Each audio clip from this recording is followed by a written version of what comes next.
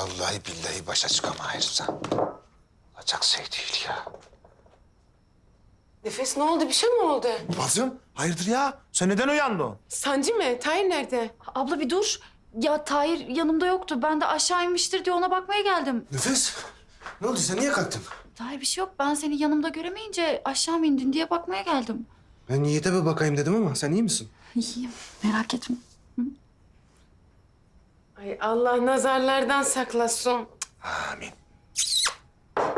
2 dakika da ayrı kalamaylar. Öyle. Allah ayrılıkla imtihan etmesin vallahi. Amin cümlemiz.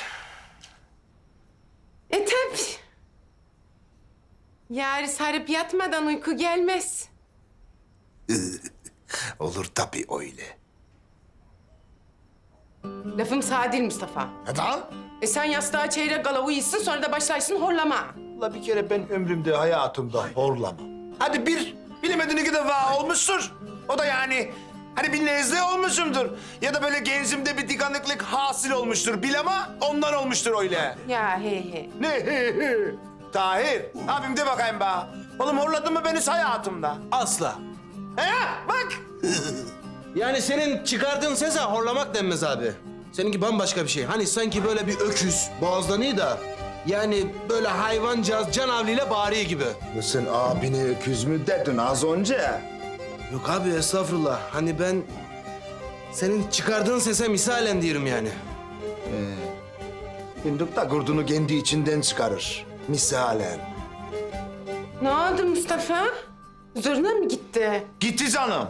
Tahir'im az bile değil. Az bile değil ya.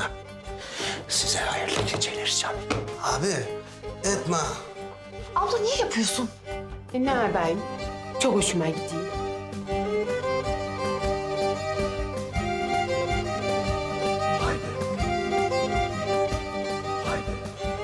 Sen tepsiyi fırına ver, 180 derece yarım saat. Mustafa!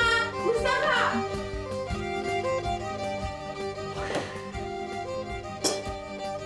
Asiye abla da yalnız az değil.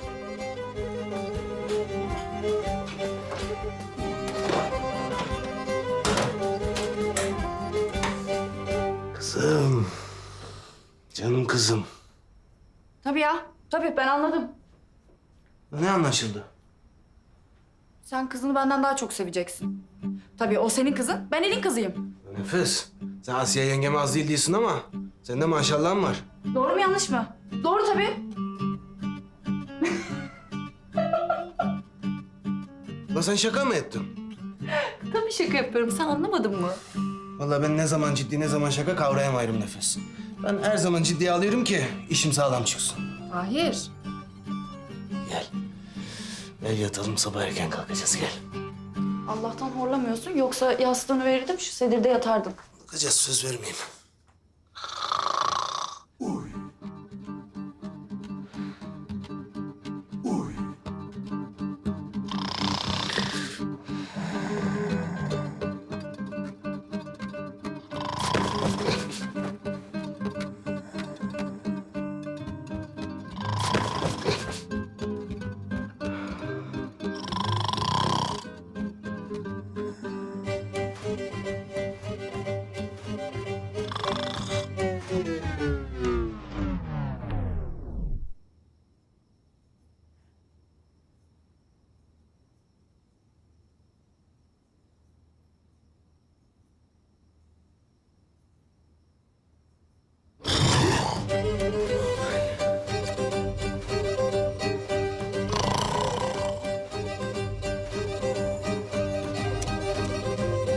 Mustafa. Mustafa.